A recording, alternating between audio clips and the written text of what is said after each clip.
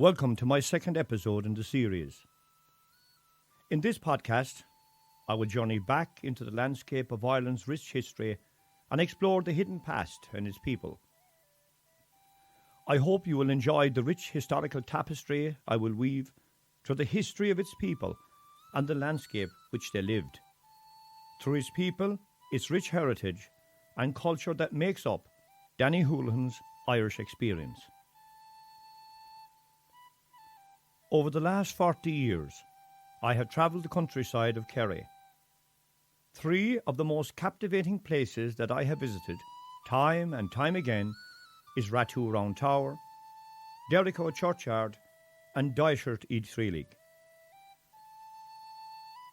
Rattoo Round Tower, or in its Irish name, Dysert, is located just on the approach to the beautiful village of Ballyduff, Tralee, County Kerry.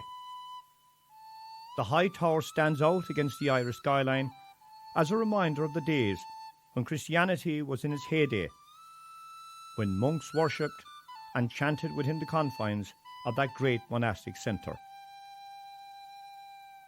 It takes its illustrious name Ra, meaning fort, Vaig, a plain, and Tuaisceart, the north, the fort on the northern plain.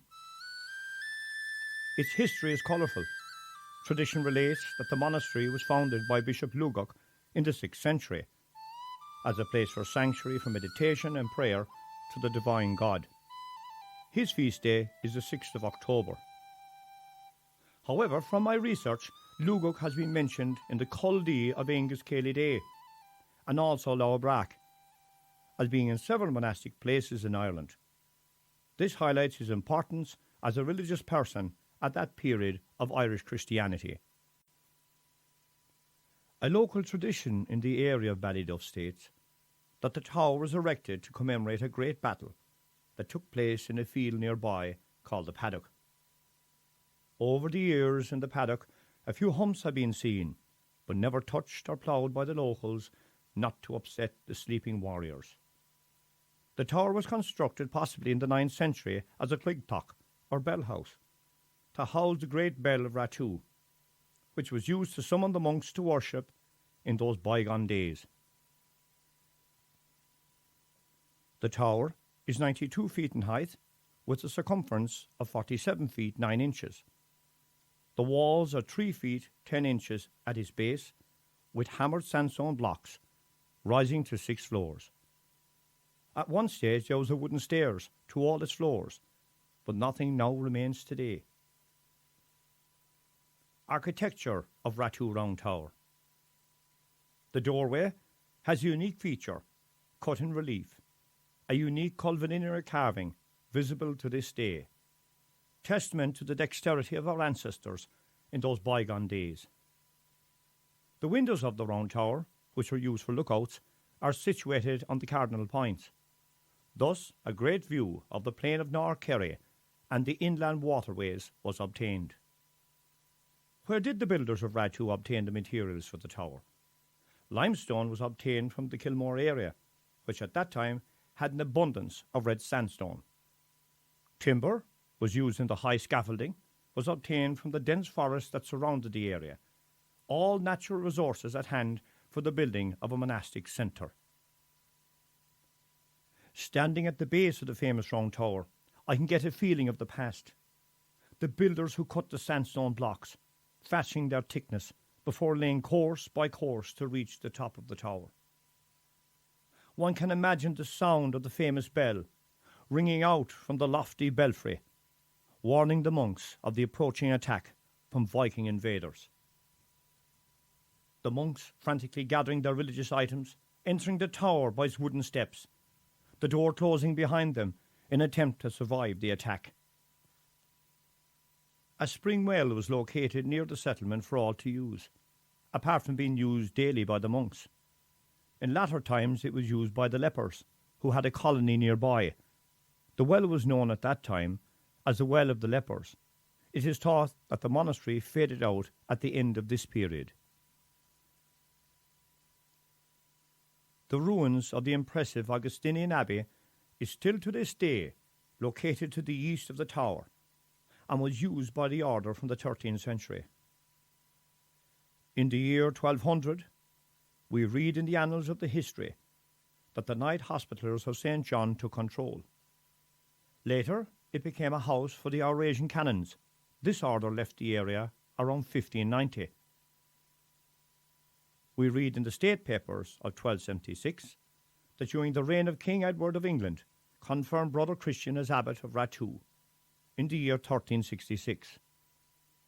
And the centre was in trouble due to the harbouring of Vorsis Nichols and his army while levying war in Kerry. It should be noted that the monks of the centre were Lords of Parliament, thus the importance of Rattoo. The Rattoo estate and abbey was destroyed by the Irish on the approach of the English army in the 1600s, fearing its capture. In the 1700s, the lands of Rattoo were held by Anthony Stoughton and his family. Hags of the Castles, or Sheila na gig. Rattoo Round Tower has a number of unique features. One is a Sheila na gig, or Sheila na gig, located in the upper south-facing window, now defaced due to weather and time. These pagan deity symbols, cut on relief on stone, were attributed to the belief of fertility or placed within the settlement was for the guarding off of evil attackers. Other sources have stated that these Sheilas presented good fortune and protective powers, so they could disarm any would-be attacker on seeing it, thus protecting the religious site. Considered by some as heathen relics, Sheila na gigs exhibit female features, that is, anatomical, suggesting association with childbirth. These ancient heathen relics were honoured here in Ireland before the coming of Christianity, and were used and adopted by the Christian settlements into their buildings, such as Rattoo, and have been unearthed from time to time from the bogs of Lixnaw. Due to the lack of research on the Sheila na gig, further research into its history is needed, and more comprehensive collating of data completed. A causeway, which was elevated from the landscape, ran from the tower to the river, where it became known as Boher Goran Bawn, White Horse Ridge, or Monk's Road. This road, or trackway, led to the bogs of Dysert, which was a hermitage in Lixnaw, several miles distant. We now leave Rattoo and return to the main road and pay a visit to another special place called Derryco, or Durramacua, on the grassy banks of the Cashin River, just on the outskirts of Ballyduff, only a few miles west from the tower. During the 8th and 9th century, the countryside was ravaged by the wrath of the Norse invaders. No one would escape, or this tranquil, quiet spot could be spared by the sword of the Viking marauders. Derryco Church was constructed in a place for worship, meditation and learning, in a special area free from the eyes of the heathen warriors. However, around the year 812, the river darkened with the sails of the Viking longships. The monastic settlement of Inish Labyrinth, which was located at the mouth of the river, put up little resistance, with all the monks put to the sword. The remainder took flight to the nearby sanctuary of Derryco, which at that time was surrounded by an oak wood and out of sight of the river.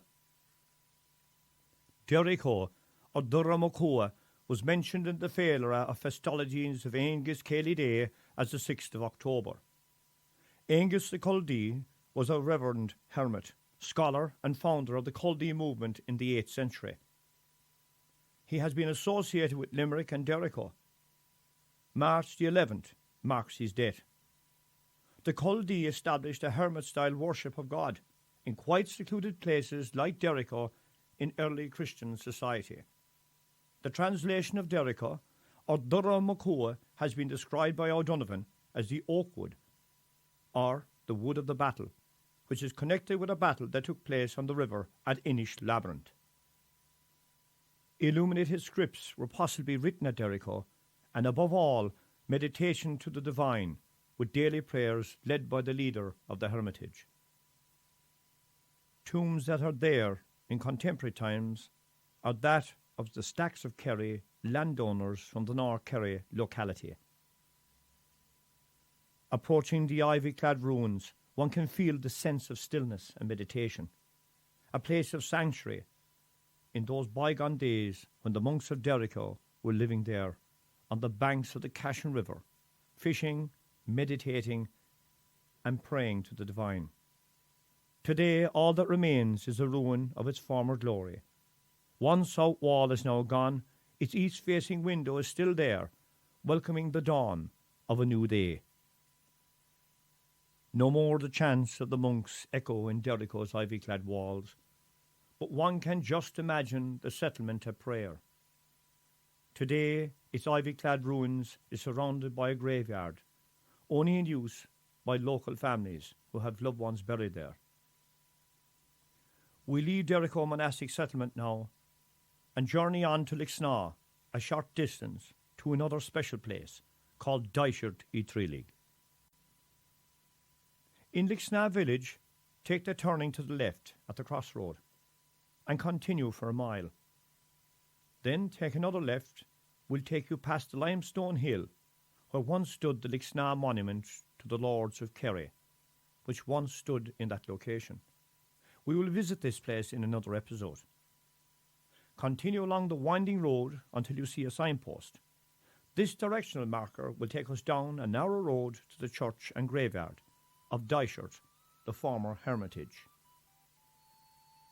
Arriving at Dysert in Tralee, one can feel the isolation of this beautiful place. Trees line the present roadway to the ruin. A sense of calm and quiet prevails, with only the sound of the river, which runs just outside the bank, facing Innismore.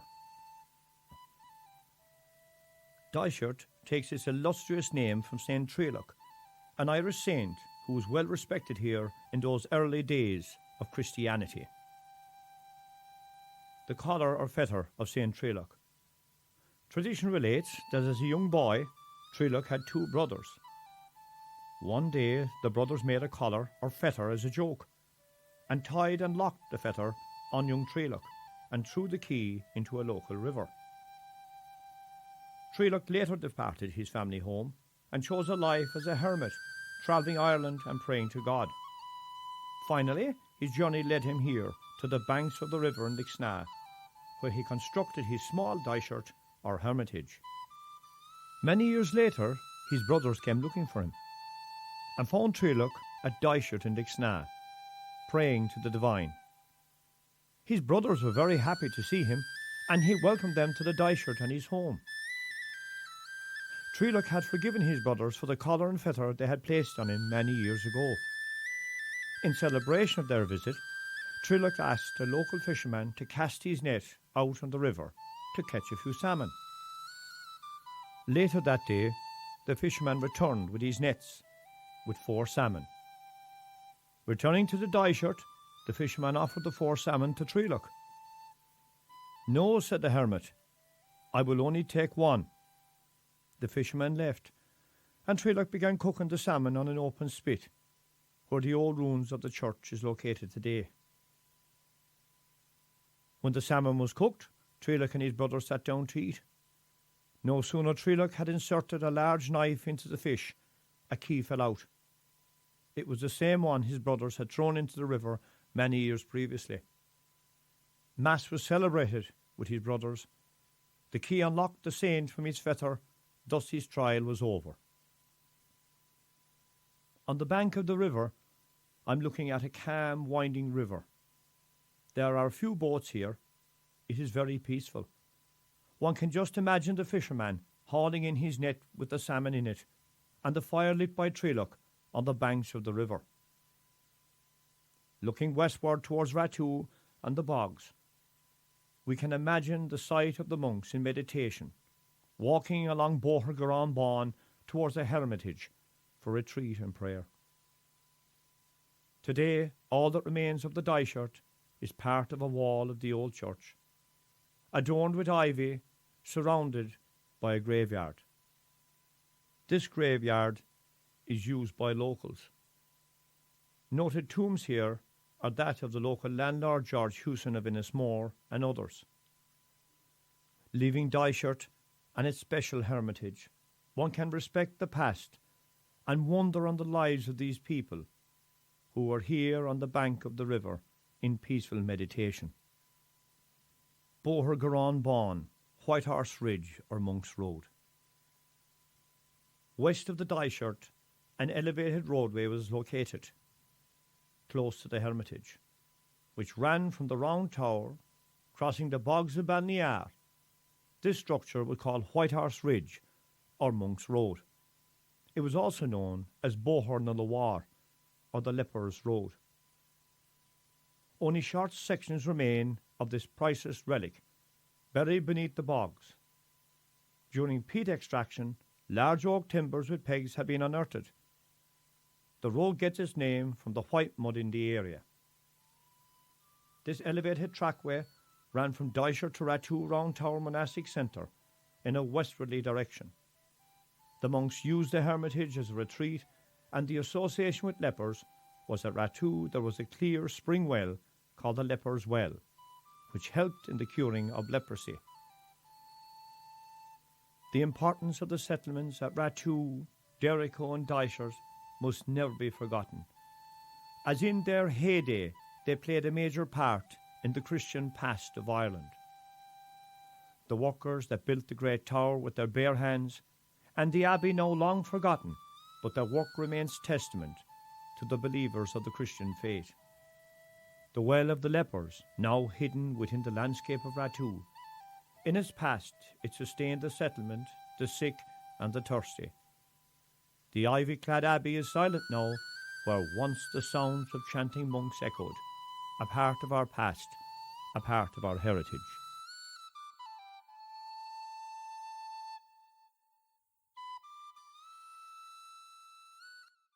The nights are dust, and our souls are rust. Their souls are with the saints we trust. Our home, our place.